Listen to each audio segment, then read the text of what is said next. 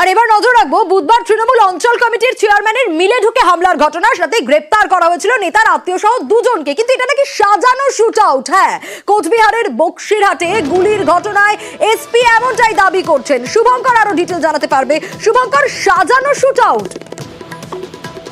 সোনিয়া, দেখো, একেবারেই গত বুধবার রাতে কোচবিহারের তুফানগঞ্জের বক্সিরহাটে যে তৃণমূলের অঞ্চল কমিটির চেয়ারম্যান নিহার বড়ুয়ার কাঁসার মিলে যে গুলি শুট আউটের ঘটনা ঘটেছিল তা গোটাটাই সাজানো, এমনটাই দাবি করছেন জেলা পুলিশ সুপার দ্যুতিমান ভট্টাচার্য। তিনি যেটা জানিয়েছেন, ওই মিলে তৃণমূল নেতার আত্মীয়, তিনি নাইট গার্ড হিসাবে থাকতেন, তিনি পুরনো কোনো শত্রুতার জেরেই সেই সাজানো নাটক তৈরি করেছেন এবং স্থানীয় দুজনের নামে অভিযোগ করেছিলেন। এবং গোটা বিষয়টি নিয়ে তদন্তে নেমে পুলিশ যিনি অভিযোগ করেছিলেন সেই তৃণমূল নেতার আত্মীয় তাকে গ্রেপ্তার করেছে। তার নাম প্রদীপ গোপ।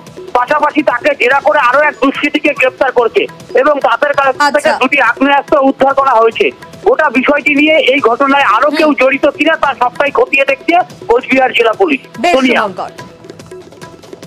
তদন্তে নেমে যেটা পাওয়া যায় যে ওখানে একটি ক্রাশার মিল রয়েছে, সেখানে একজন নাইট গার্ডের কাজ করে, সে ওখানে একাই থাকে।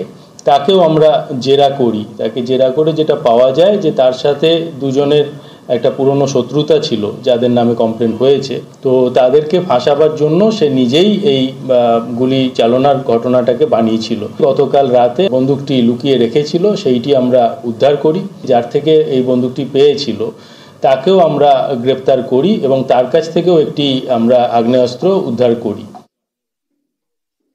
মূল নায়ক তুফানগঞ্জ 2 নম্বর ব্লকের যে তৃণমূলের সভাপতি, তার ছেলে এবং সেই অঞ্চলের তৃণমূলের চেয়ারম্যান। নাটকটা পুরো পরিকল্পিতভাবে উনি সাজিয়েছে। পুলিশ এখন ওটা ধামাচাপা দেওয়ার চেষ্টা করছে। পুলিশকে অনুরোধ করব যে মূল চক্রীকে গ্রেপ্তার করুক। দুজনকে গ্রেপ্তার করে পুলিশ 2টো পিস্তল উদ্ধার করেছে।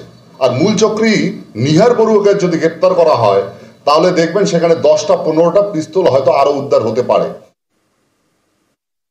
ঘটনাস্থলে যেহেতু আমি ছিলাম না, শুধু ও একা ছিল, বয়সও তেমন না, 17+।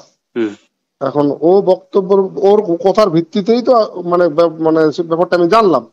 এবার গুলি হয়েছে কি হয় নাই সেই তদন্ত করার দায়িত্ব পুলিশের, সেটা তার আমি বুঝবো না। আপনার ভাগ্নের কি পুরনো কোনো রেকর্ড আছে যে ওই রকম একটা গুলি চালানোর মতো? না, বাচ্চা ছিল তো, 18 বছরও হয়নি।